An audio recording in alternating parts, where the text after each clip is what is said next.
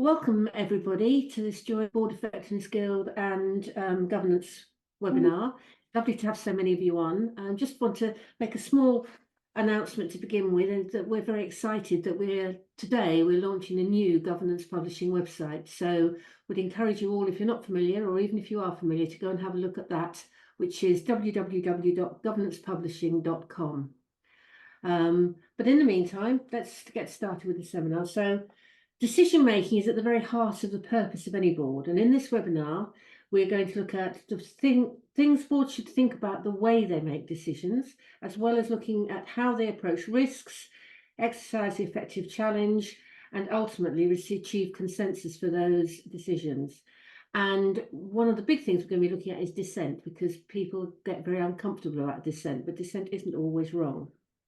We have 4 speakers who are going to speak for a few moments each, and then we will stop for questions halfway through and again at the end.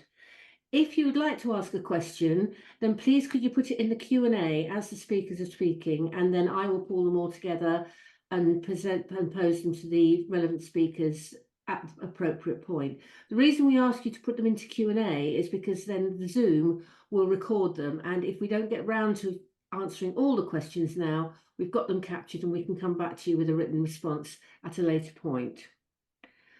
A recording is being made of this session and will be shared with you all probably next week, given that it's bank holiday and staff holidays and what have you, probably on Wednesday the 8th. So with no further ado, I'd like to introduce you to our first speaker, who is Chris Stamp, and I hope you really find this webinar useful. Thank you. Over to you, Chris. Thank you very much, Leslie, and good morning, everyone. Let's see if you could turn to my first slide. That'd be great. So just to sort of introduce the webinar today, I think when we were thinking about the sort of topic to discuss, this whole issue of sort of dissent and decision making and the sort of manifestations of that was very much something we felt was topical and would be of interest. And I think it is very much a topic that is being talked about quite a bit, actually. There have been a few articles around this topic, and I think what's at the heart of it is the sense that for all the progress that boards are making with diversity in terms of the specific metrics around gender or ethnicity, and even sort of moving into sort of cognitive diversity and areas like that, there still seems to be a sort of history or a regular occurrences where decision making is flawed. And I think what that's doing is bringing into focus this idea that actually there isn't perhaps enough dissent in the boardroom that is really bringing this sort of decision making to a fore, and giving sort of potency to it. So the questions that sort of sit behind our thinking in putting together the webinar really focus on a number of aspects of this. One, as I've sort of mentioned already, is, well, why do boards continue to make bad decisions and poor assessments of risk if we are seeing an improvement in diversity and sort of the representation of different groups around the board table?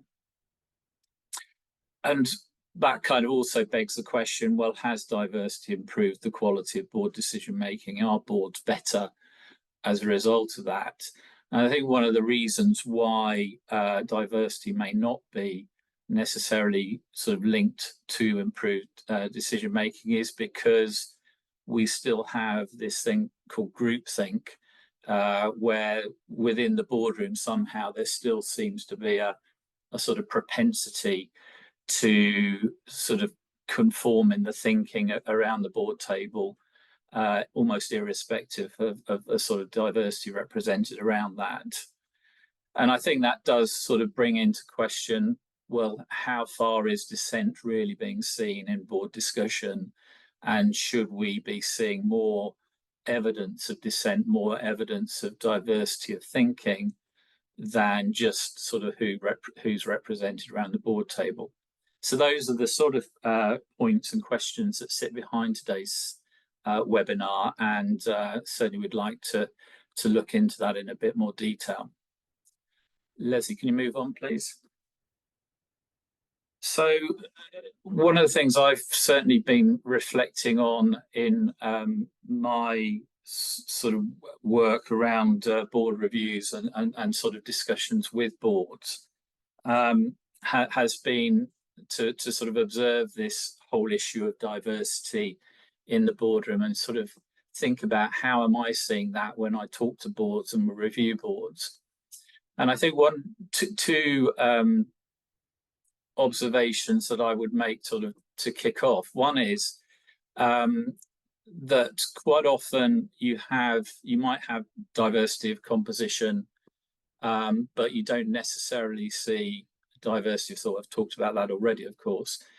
Actually, interestingly, you can have quite almost undiverse boards in terms of still being fairly heavily orientated towards a certain gender or certain ethnicity or whatever. And yet you can still have diversity of thought because you have people around the board table who think differently and are prepared to say that.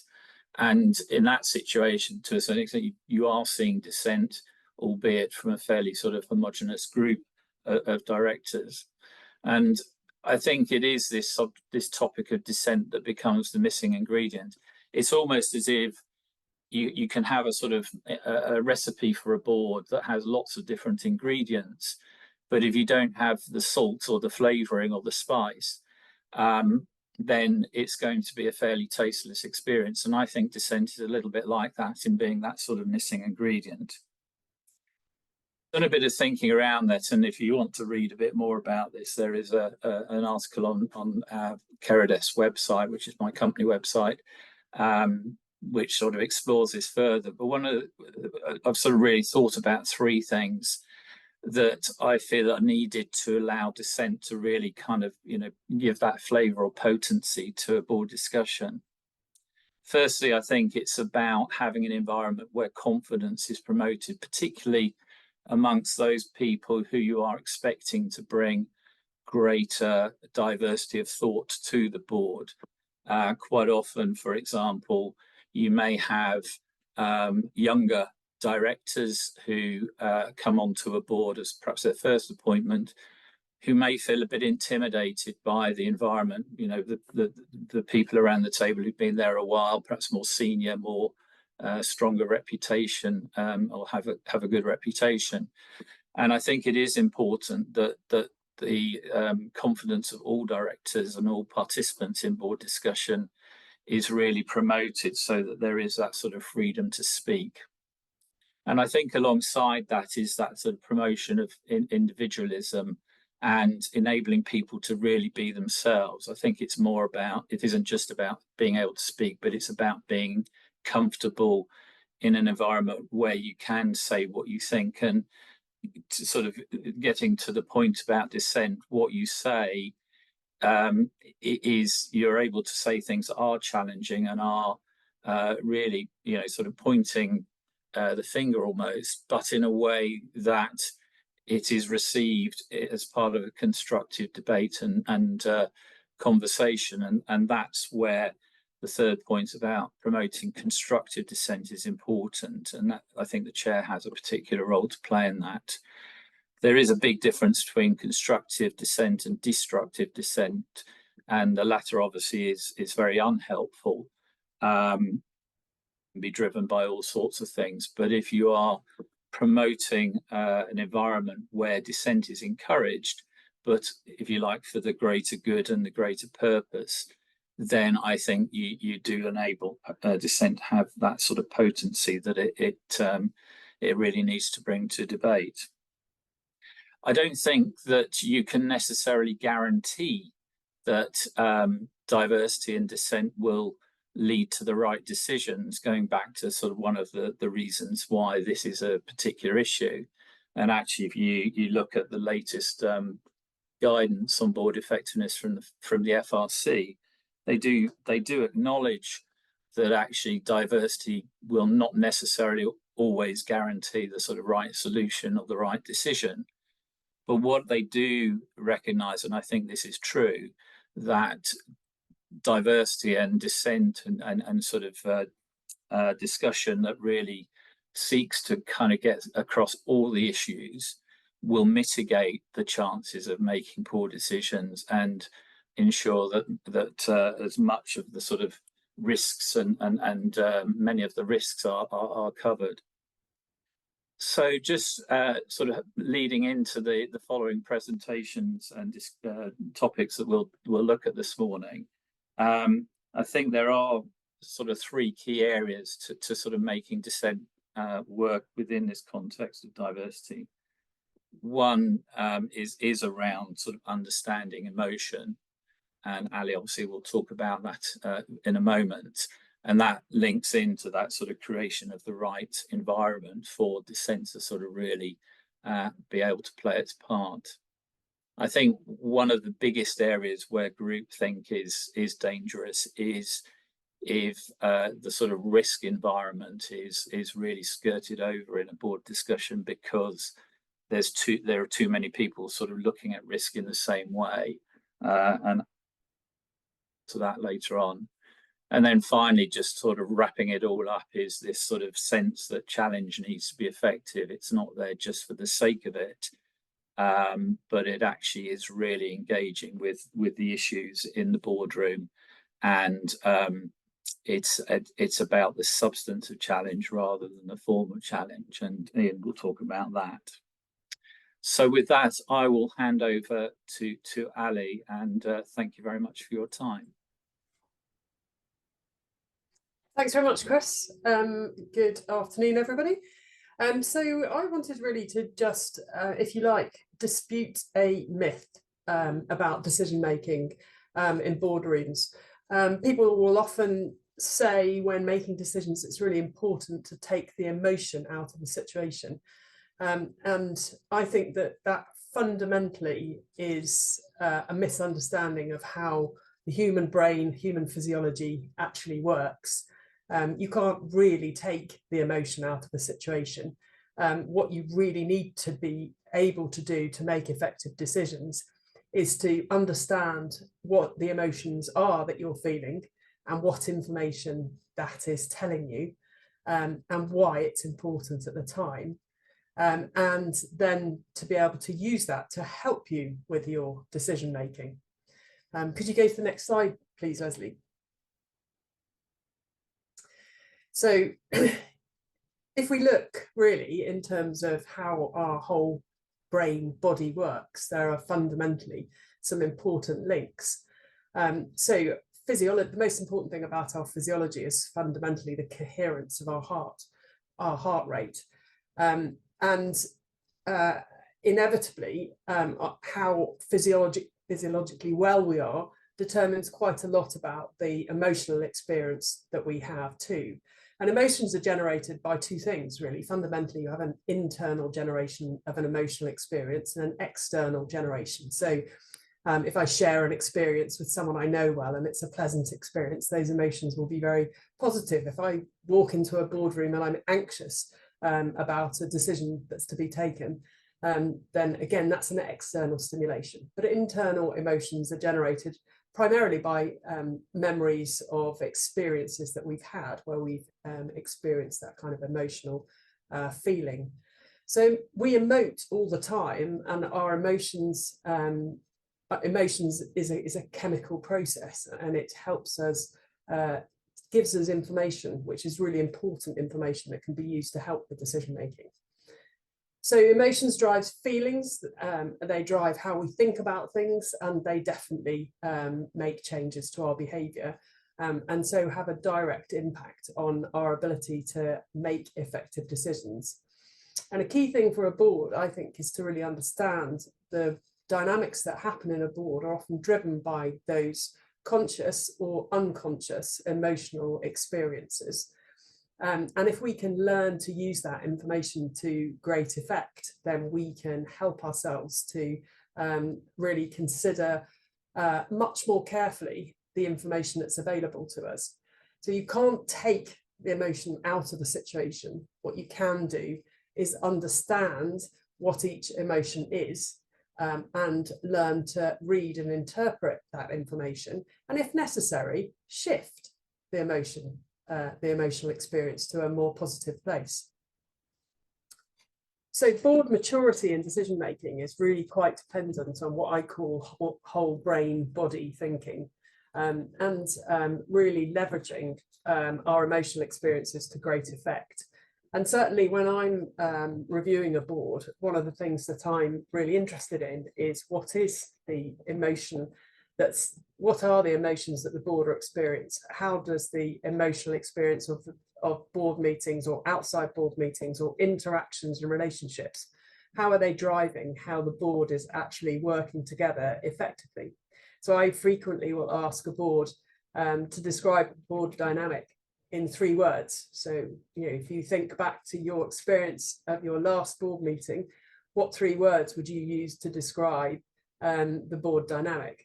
And that creates quite an interesting picture in terms of actually are individuals experiencing the board positively? Have decisions been taken with the right emotional state? Could you move on the slide, please, Leslie? So I wanted to provide you with a framework, really, to think about how we can use emotions to help really smart thinking, versus understanding how negative emotions actually impact the quality of our thought and therefore our decision making. Now, this is quite a busy slide, so let me first of all direct you to the arrows, so the sort of 4 quadrants. And in general, what we're trying to do is we're trying, first of all, to understand where we sit at any point in time in a decision in terms of our emotional experience. So the upper, on the left-hand side, we would be in a state of positive emotional experience. On the right-hand side of the vertical arrow, we would be in a negative state of emotional experience. And the most important thing to think about is, in terms of effective decision making, we don't really want to be on the right-hand side of that vertical arrow, because if we are experiencing very negative emotions, so if we're angry or frustrated or highly anxious, then actually our body is also producing a large amount of cortisol, and cortisol does a very important thing to the frontal lobes of our brain. So what it literally does is it's like a DIY lobotomy. All right, it ceases for our cerebral cortex to be effective, and that certainly is not the best state of mind to be in if you're making decisions, because we need the power of thought to help us make really effective decisions.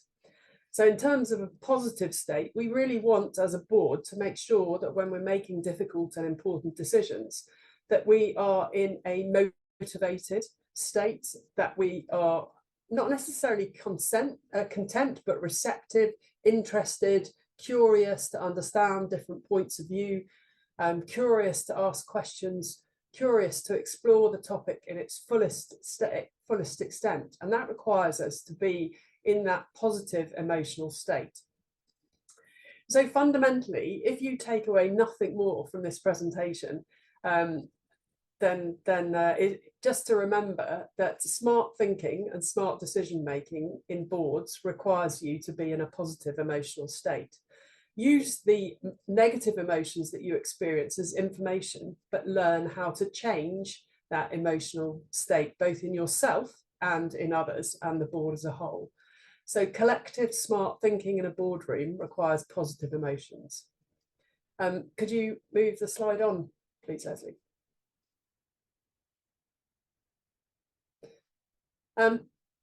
I'm very keen that what boards start to do is really think about how the brain works with the body, and to really understand how that impacts positive decision making.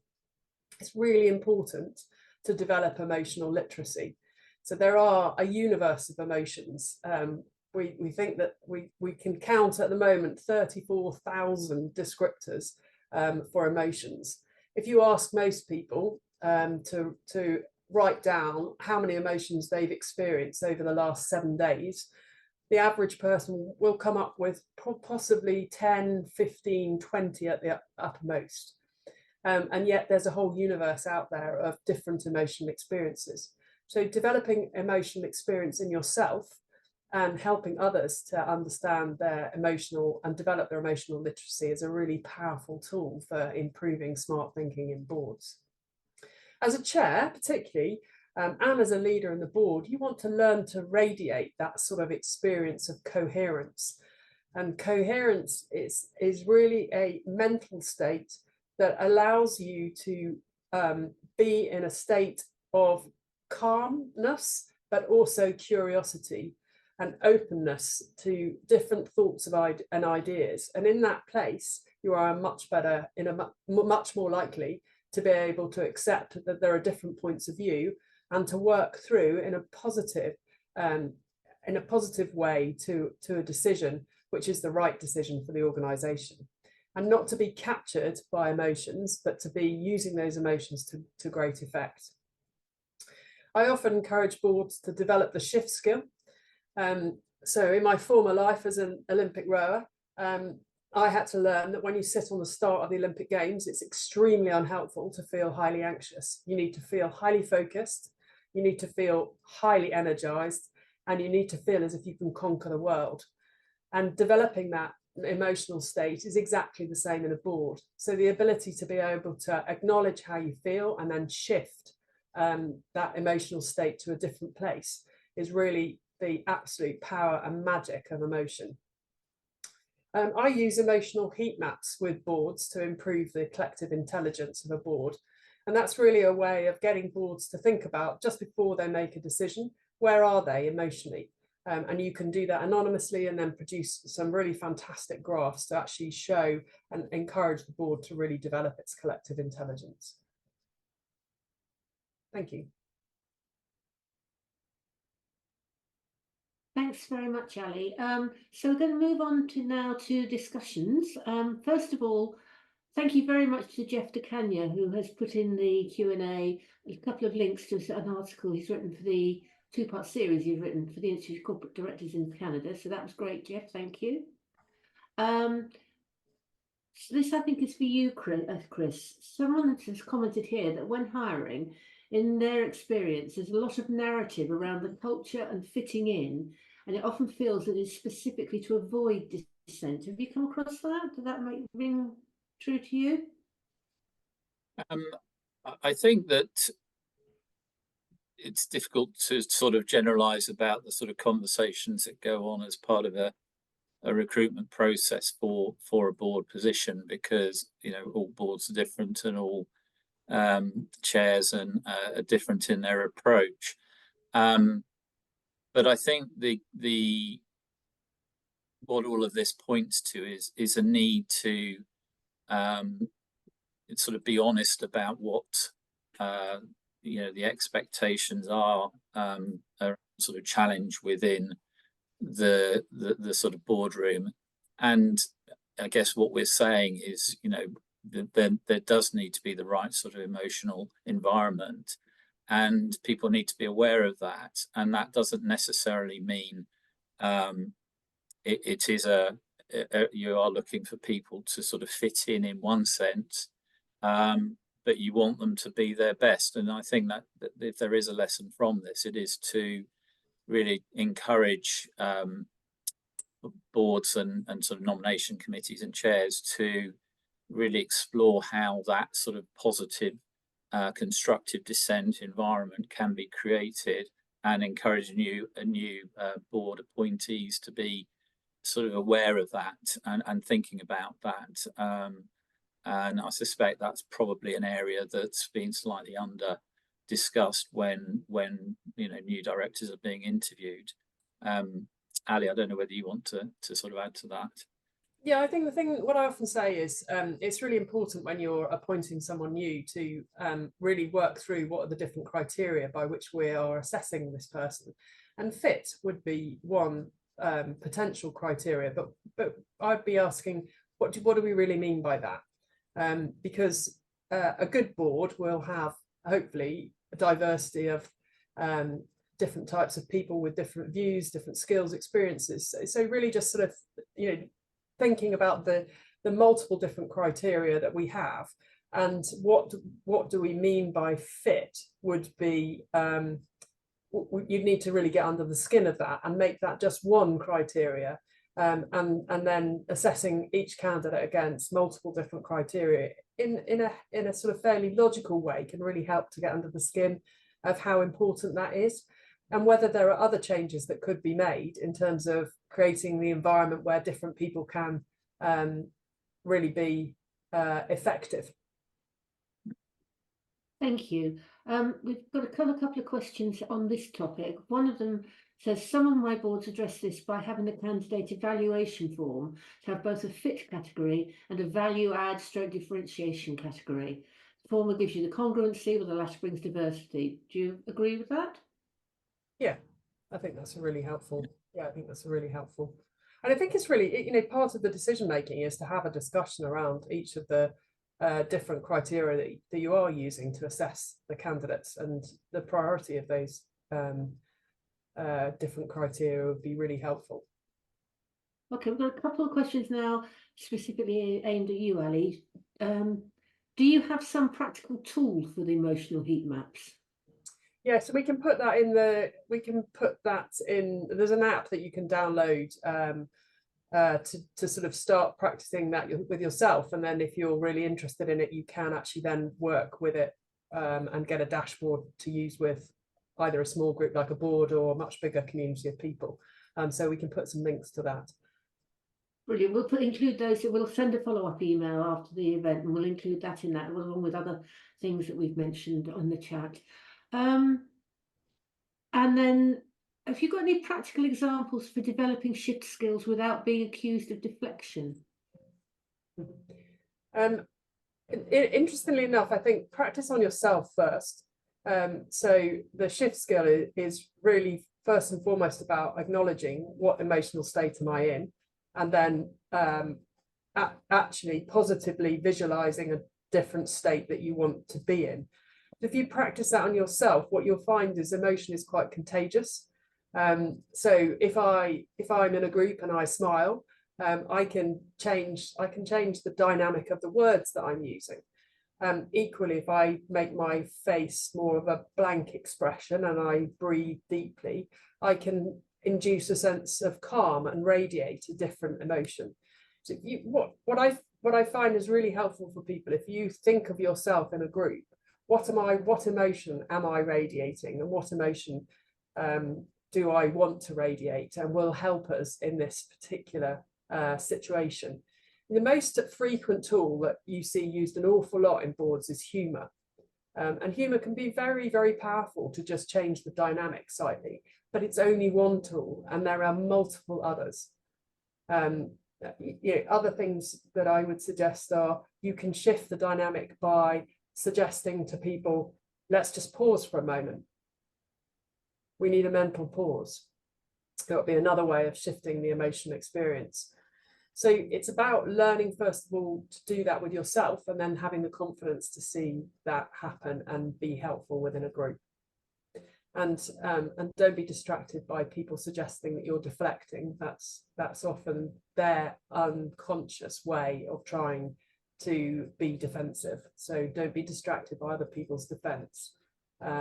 Focus on yourself first, and then you'll find it's much more powerful to change things in the group. Thank you very much. We do have a couple of other questions, but I want to move on for the sake of time, and hopefully we'll come back to the other two either at the end, or, as I say, we'll in our follow-up email. So I'm now going to invite Alex to talk about Beyond the Risk Register. Thanks, Leslie. Afternoon, everyone. I'm just going to take the things that Ali and Chris have raised around dissent and around emotion, and apply them to something that I think is of incredible importance in the boardroom. and that's the scrutiny of risk. In the board reviews that I carry out, most boards will describe in a great deal of detail what the risk management systems and processes they have in place. They may have weaknesses in those systems, but they generally they have the processes, the accountabilities, the head of risk in place. They have everything feeding through to the audit and risk committee. They have all the mechanisms, all the procedures in place, and yet often those same boards are struggling with handling the risks that face their business. So it is the case that having those processes, accountabilities, and procedures are terribly important, but they are insufficient. And I'm sure I'm not alone in saying that that we've all probably looked at and read more risk registers than we care to remember, and often they are the most boring documents to engage with, and often the more comprehensive they are, then the more bureaucratic they can often become. So risk registers of themselves, important to record things, but insufficient, and often as a piece of communication are inadequate. If you look within risk registers and the aspects of risk that are being processed by the board, then often the mitigations are the weakest area. So it's the classic thing, we've got a risk that says we're going to lose our CEO, and the mitigation is recruit CEO. It doesn't help. So there's something about the conversation hasn't been had that gives rich understanding of what these risks really mean and what the board really needs to be doing in order to mitigate the risks to the business. And similarly, how much of risk conversation happens at the board? And in my experience of reviewing boards, remarkably little. The process and the procedure and the processing and definition of risk comes through ARC, through asset audit and risk, but often the amount of time dedicated to risk conversation at the board is less. Okay, sometimes a lot less. And the question then is, why are boards satisfied with this situation? Because presenting it back to them, they agree that it is inadequate. They want more time. They say to me often in board reviews, we absolutely want to engage more. So why is that? Leslie, could you move on? So in terms of what happens kind of in the boardroom is, in my experience, is there's a great deal of discomfort about talking about risk. Now, if you reflect on what Ali and Chris have been talking about this afternoon, then we can understand why. Is it an emotional conversation to have? Yes, it is. It is emotional because we're talking about potentially things that threaten the business, things that could go wrong. And we don't necessarily want to face up to that. It can often be challenging because it reflects on the NED's views of what the executives are doing. So that tension, that creative tension in the board, can often be under pressure when talking about risk. So where do boards tend to spend their time? Well, their preference is to get right in the weeds, to get into those tangible operational issues, and at the other end, the exciting opportunities, what we could do, who we could merge with, what we could do with the future, but not to focus on the worries and the fears the scares about the future. What happens then is that time gets shuffled out for strategic risk, for dealing with these principal risks. Although people are saying to me in the board review, we want more time to talk about the big risks that face the business, they individually have not raised that. And indeed, there is often a great deal of bureaucracy around the risk management system, but little attention to risk appetite, little attention to the debate that actually informs what is the risk appetite of this board in this business. So what do we want? Well, without the strong relationships between the NEDs and the executives, and without an effective chair, then these difficult conversations, because difficult is what they can be, will not be enabled and encouraged. Therefore, the skills that Ali has been talking about have no place, have no opportunity to be used. So we want the board to integrate risk thinking into how it actually leads the business. So what can the board then do in order to move this forward? Leslie, can you move it on?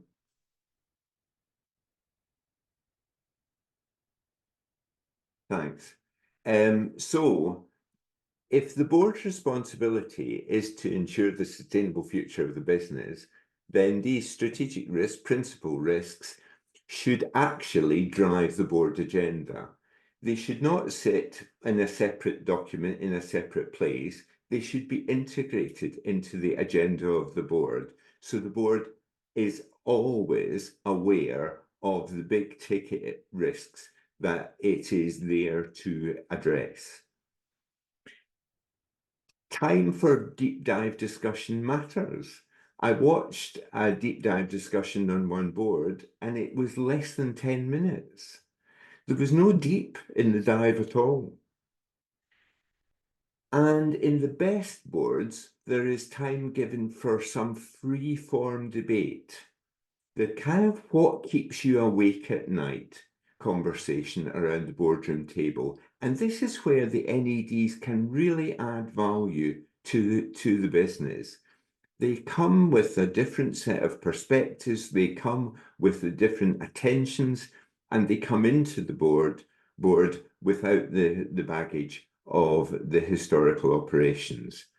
So what keeps awake at night? I've seen that draw into real conversations about strategic risks that have never been placed in any board risk register. Similarly, external input to challenge the board can be really useful here. One NED talked to me and said about the need for the board to commission advisors to tell them why not to make a decision.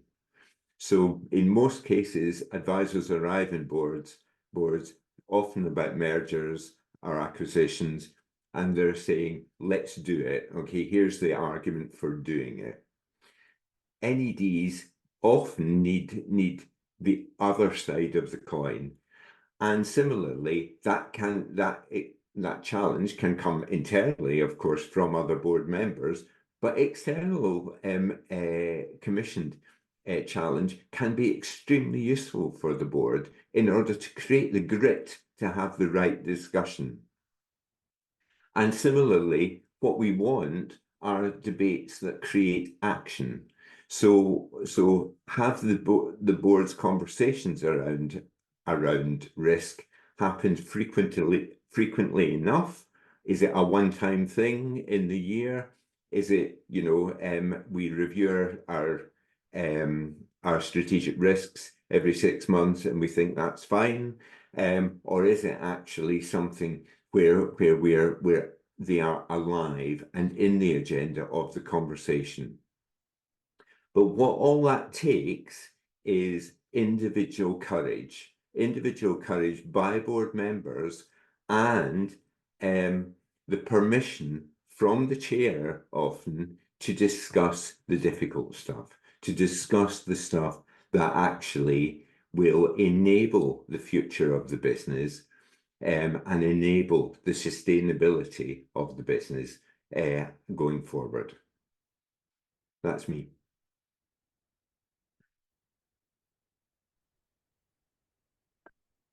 Thanks very much, Alex. So our final speaker is Ian on challenge. Ian, do you want to bring yourself forward? Yep. Thank you, Leslie. I feel slightly overawed going last because I've certainly learned a lot so far. So I've been making a lot of notes. I wanted to talk about challenge. If we go to the first slide, please, Leslie. I suppose I would start with saying it's not easy. It's not easy being on a board, and challenge isn't always easy as well. For those of you old enough, you may remember what the Higgs review said about this. It said, they said there that being on a board is not easy, and nor should it be. So I think, although we can say here we need more challenge, I think we need to recognise that a lot of us, me included, don't always find it easy to have that conflict and tension, which is absolutely essential in the board, but it can be an uncomfortable place. I remember a business writer once saying about likability and being on a board. He said, if you want to be liked by a dog, I hedged and I bought two. And I could absolutely get what he was saying. It is quite difficult to be on a board. So but you've got to be prepared often to be, for example, in a minority of one, and that in itself can be difficult. So certainly in my experience, and I'm sure and the other people who've already gone before me, one of the most frequent recommendations we make about boards and their effectiveness is that there should be more constructive challenge. And obviously we need both of those words together. It does need to be constructive and challenge. We've all seen boards where people can be aggressive and it's destructive. And if there isn't that challenge, that may indicate that there's a culture problem. That's something that was contained in the guidance on board effectiveness. And one of the things I think we need to make sure we ask ourselves from time to time is what is the culture of our board like? What does it feel like to come into the boardroom? And one of the questions I often ask non-executive directors is, put yourself back to being a 25-year-old and coming to present to the board for the first time. What does that feel like? What do you think it would feel like coming into this particular boardroom? How would you feel? We'd all be nervous, obviously. Well, I hope we'd all be nervous at 25 coming in to present to the board for the first time. But what does that really feel like? So you put yourself in that position. And the second thing I would often say to boards, just to help with challenge and other things that go on in the boardroom as well, is to have a discussion from time to time about how we best work together. So are we challenging sufficiently? How does it feel to be an executive in the boardroom and be challenged by the non-executives? Is it working? So something actually to think about with your board, just have that discussion from time to time. I've talked about some other things in the second bullet there that we need with challenge. So it does need support, and those two go hand in hand. Remember, it's not just about challenging; it's about supporting the executives as well. And really effective boards, I think you challenge not just between non-executives and executives, but the reverse as well. I think it's really important that the executives feel that they can challenge back if necessary, and indeed I think it is necessary. So making sure you've got that two-way dialogue, and again, that's all going to come back to the culture. And I think, as a number of people have already mentioned, the importance of the chair then creating that right culture, so that people feel, around the boardroom table that they can challenge, whether they're executive or non-executives. Again, a very common thing in board reviews is when the question of challenge comes up and people say there isn't sufficient sufficient challenge in the boardroom. It's often the executive directors who would welcome it more, and they'll say we don't really get sufficient challenge, and we'd really welcome to have people, our non-execs, really pushing us more. So I've ended that slide with saying, you know, you want support to, and remember too that it's not a question of non-execs catching people out. It is making sure you have that support and challenge. Could we go to the next slide, please?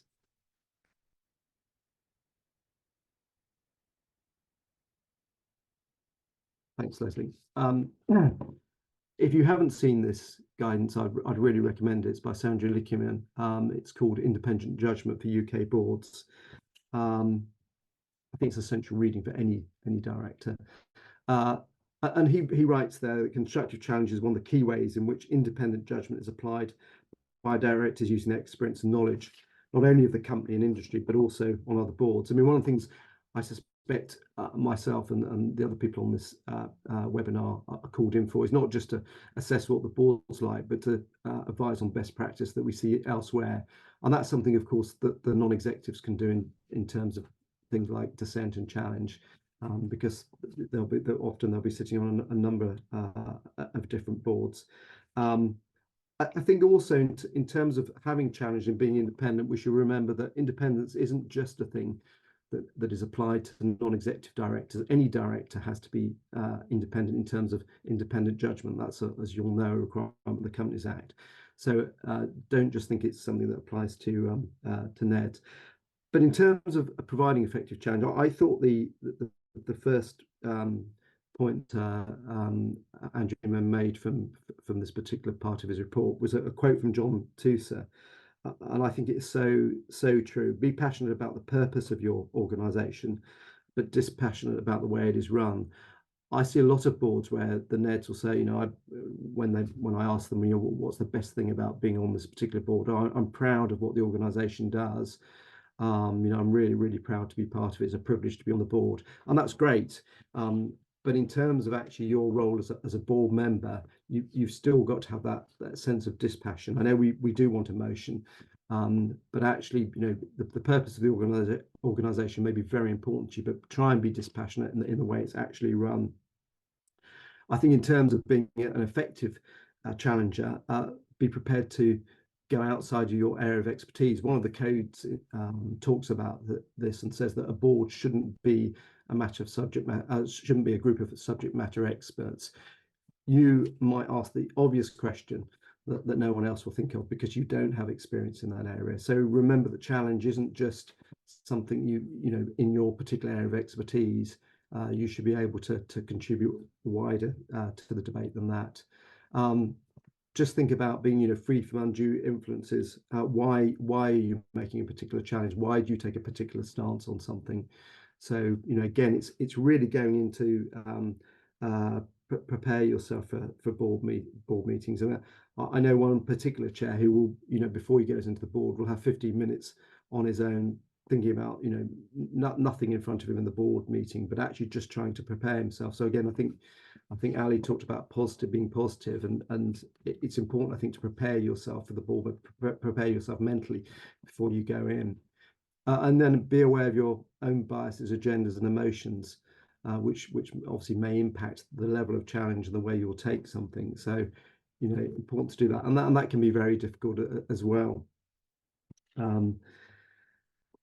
The final point is, again, if you're going to challenge effectively, I think it's really useful as a non-executive to have a discussion beforehand with a particular executive whose paper you might want to challenge on. As I said previously, this isn't a matter of catching people out. It really is a matter of trying to work with them. And I think that gives the particular executive time to reflect on what they've presented and what they've written, and may well, or hopefully will help in the debate. It does require the papers to come out on time, please. Could we have the next slide, please, Leslie? So I was rather taken by Oliver Shah's article on this, called The Diversity of Dissent. Again, worth looking at. I think it's so difficult being a non-executive these days. If you just look at some of the board, he calls it boardroom misjudgment, but some of the issues that have cropped up recently, NatWest, BP, Barclays, very diverse boards in the understood sense of that word, but you know, very difficult sometimes to be able to challenge and to make the right call. And what Oliver Shah said was, you know, you need non-execs from a wider Paul. I think we often, focus rightly on gender and ethnicity, but probably skip over social diversity. So I think we really need to work harder at that. And again, as he says, boardrooms can be intimidating places. Again, that's all coming back to creating the right culture. Thank you, Leslie. That's it for me. Thank you very much, Ian. Thank you very much, all of you. So I'm just going to. So we're now going back to questions. So do please continue to put any questions into the chat, into the Q&A. Sorry, not the chat. We're going back to the first session. So these are open for all our participants. Fiona's asked, she said, some public sector boards are held in public. And while she completely agrees that dissent leads to positive decisions, the fact that they're held in public can then lead to media interest that is unhelpful. Have you got any advice on that? How you deal with that? I think language is really important, not only in terms of the optics, which obviously you get with a sort of public session, but also in terms of the written recording as well. And I think there is an opportunity to sort of think through how is dissent expressed, because it certainly makes a big difference if a question is phrased in a positive way that sort of is supportive of the direction of a discussion, but introduces whatever challenge there is, compared to a much more aggressive, challenging, almost sort of disagree if you dare sort of approach to a question. And I think obviously if the meeting is on display, then you have to have a certain sensitivity about that. But I think there's a general point here about how dissent and discussion is phrased. And I think that goes even to the extent of ensuring that sort of the way discussion and dissent is minuted may be really helpful in actually framing that the content and the richness of that discussion in a way that's helpful not only in the present sort of decision, but actually in the future, referring back to whatever might have been discussed. Obviously, that requires everyone involved to be kind of conscious of the need for that. And maybe it is important to spend some time as a board kind of just thinking through how do you actually debate these things and how do you use language in that environment. Thanks a lot, Chris. And going back to your final slide, Ali, Hillary's asked if you have any suggestions on how you can radiate coherence well when meetings are hybrid. Interesting. Oh, I think that's a great question. I mean, during COVID, I did quite a lot of research on this, and you can actually radiate different emotional states, but you have to use your face and your body language a bit more clearly. So I would encourage you to just think about how you emphasize, and also to Chris's point, language being really important. So using words to describe how a situation makes you feel, and be very explicit about that. But you can radiate, lean into the screen if you're trying to emphasize something, sit back a bit if you are pausing for thought. So really just use your facial expression, perhaps more vividly to share your emotional experience with the rest of the board. That's what I would suggest. Thanks, Ian. I also, can I just add a point to Chris's the conversation you just had around public sector boards being public, and perhaps some thoughts on decision making. I think one of the challenges, and we might have another webinar on this, but one of the challenges with decision making in boards is the emphasis often on consensus, but there are many other forms of decision making, and the chair has a really vital role in what type of decision making is going to be used for different situations, and being really good at pulling together regularly throughout the meeting and summarising differences of opinion, what might be done about them, how you're going to move forward, can bring a sense of coherence, using that word again, to a debate where there have been dissenting views or diversity of opinion. And it's a tricky job to do well, but good chairs orchestrate and perhaps are a bit more a bit clever about the different types of decision making that can be used. Consensus isn't the only way to make decisions. Thank you. Sorry to interrupted you. Ian, did you want to say something, and then Alex? Yeah, no, I just very briefly. I mean, I think in terms of virtual meetings and hybrid as well, I think it's quite important to get to the meeting before the scheduled start time. And one of the problems I think we have with virtual meetings is it was a 9 o'clock meeting. Every Sunday comes on at 9 o'clock, and you don't really sort of prepare or frame yourself for the meeting, which we do used to do. I mean, when I do board reviews, I'll sit in obviously before the meeting starts, and actually that first 5 or 10 minutes beforehand can be really useful and powerful in terms of settling the meeting. So I think that's one thing, you know, really to focus on. Don't just get there at 9 o'clock when it's going to start at 9 o'clock. I think in terms of the public sector point, I mean, I know a lot of public sector boards partly meet in private, but there is obviously the public component. I guess again we're seeing dissent as a negative thing, and I'm sure the media does pick up on it in a negative way, but it should be seen as a positive thing and you know, an effective way of running a board. So I agree that's probably not answering the question, but I think it's important that even if they are in the public are invited, that there is that dissent. Thank you, Ian. Alex? Yeah, just to pick up on the public board point, really, chairs can be clever about how they work with public meetings.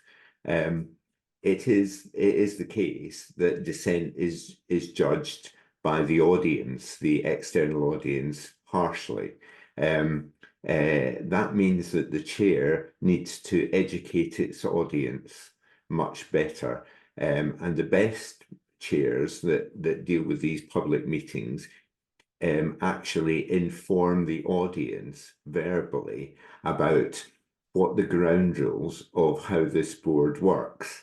So they are informing the audience that we will debate things, you will hear different points of view, and that gives permission to the non-execs or the trustees to contribute their genuine dissent, their genuine challenge, but also it informs the audience that that's going to happen as well.